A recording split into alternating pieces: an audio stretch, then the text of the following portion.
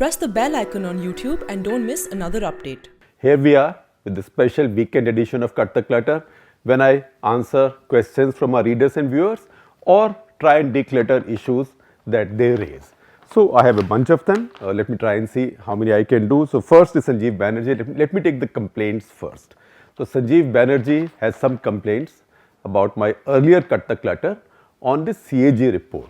And he thinks that I gave Modi government an easy pass, and then he imputes motives to it, saying that maybe because N.R. Narayan Murthy is one of our investors and he has supported Modi in some statement of his, maybe he's told us to do such a thing. First of all, our investors are wonderful people. They are only here as investors because they have faith in us, in our judgment and our journalism. Nobody ever has asked us to do anything. Nobody has expectations editorially from us except to produce good journalism. Having said that, please read that CAG report. In fact, I would commend it very strongly to you since you feel strongly about it. It's available on the CAG's website. Read that entire 157-page report. It's actually a brilliantly written report. It's not written like those sort of fictional, frantic reports that Vinod Rai's CAG used to produce.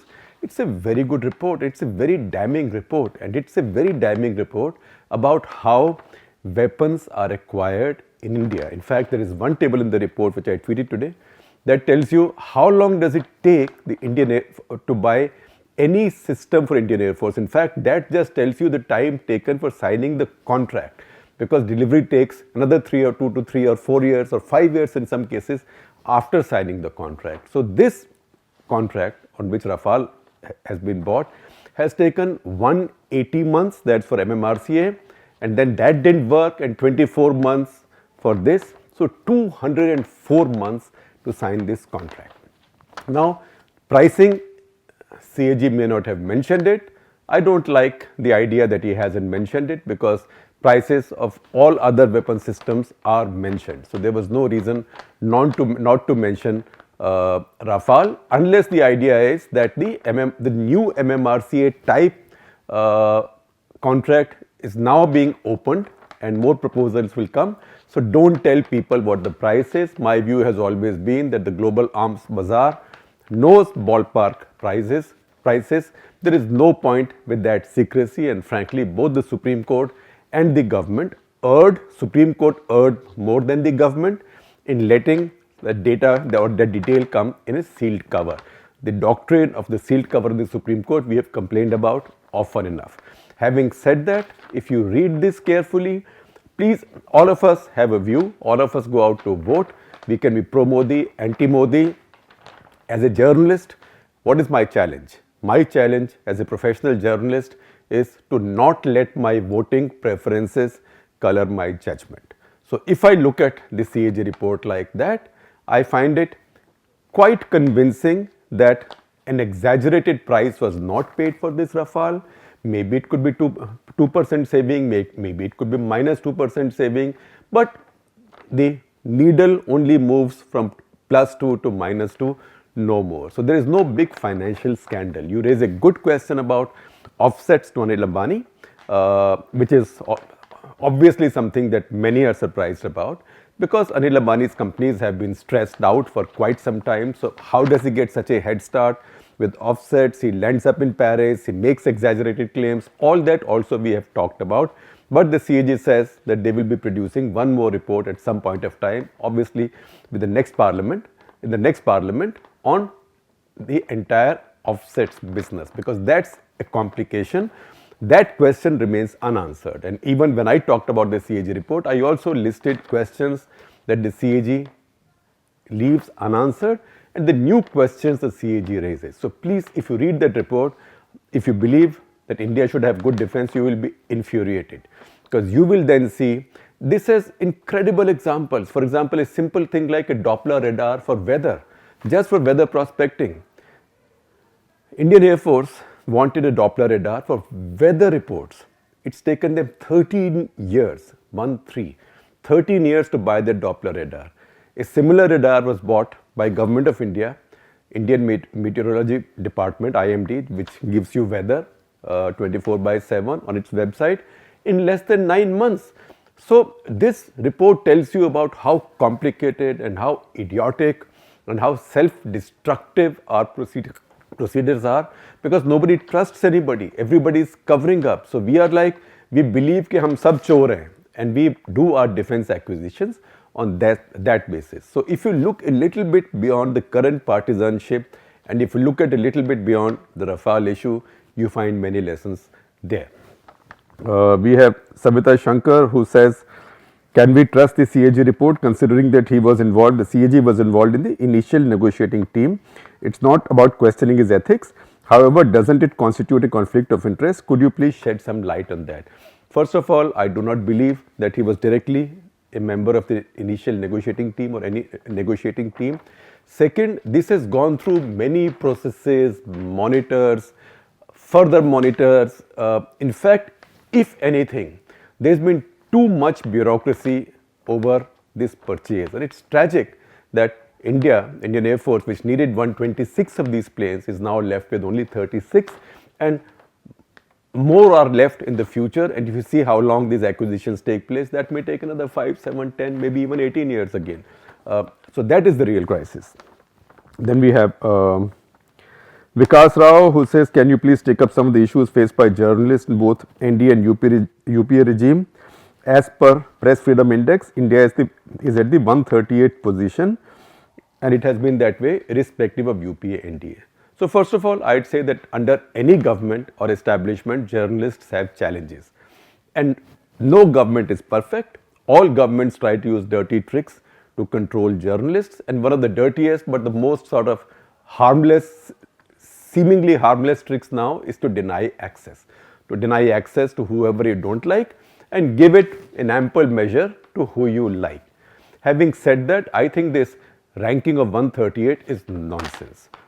If we just want to self-flagellate ourselves, we can keep on saying 138, because if India had so little press freedom, lower than I think Kazakhstan and several African countries which don't even have any free press, then I would not be standing in front of the camera and saying all this stuff every day, and you would not be listening to me.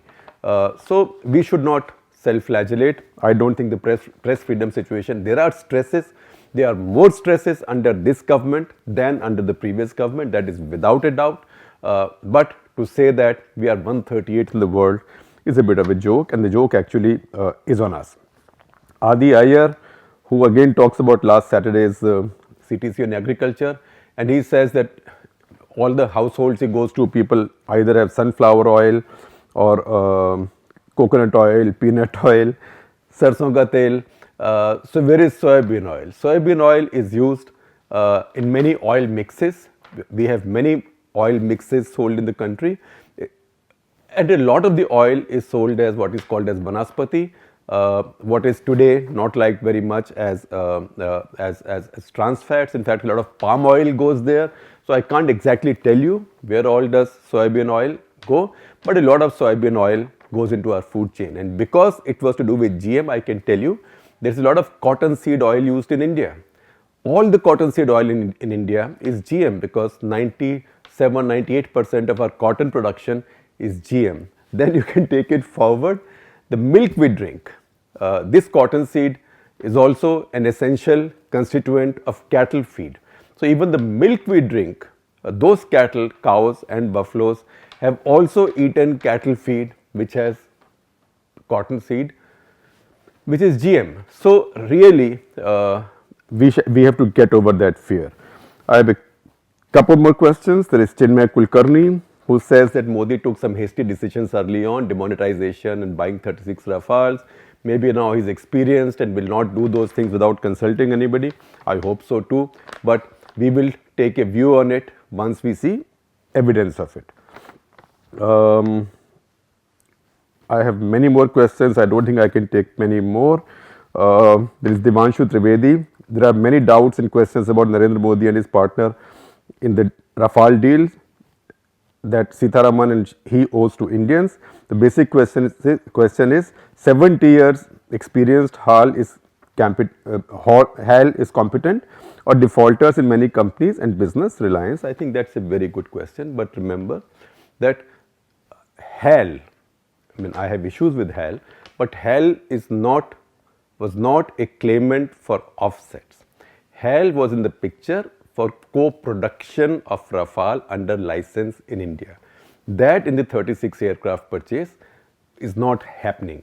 These are just offsets under Indian government's policy, which in my view is flawed. When India buys weapon systems from elsewhere, a percentage of what India pays, the equivalent of that country, so that company has to get produced in India. It doesn't even have to do anything to do with the system we are buying. So, for example, the offset factory that Anil Ambani has set up near Nagpur, a group of journalists was taken there recently. They are manufacturing parts for the Falcon executive jet, which also Dassault makes. It's nothing to do with Rafale.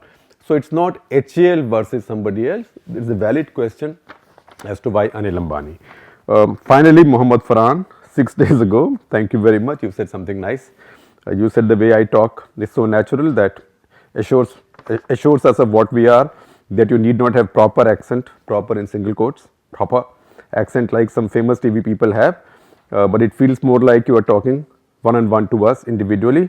And when you say you weren't even born while describing some post-independence situation, which means you know that most of our consumers are youngsters. So, first of all, thank you very much. I take it as a great compliment. I am not convented.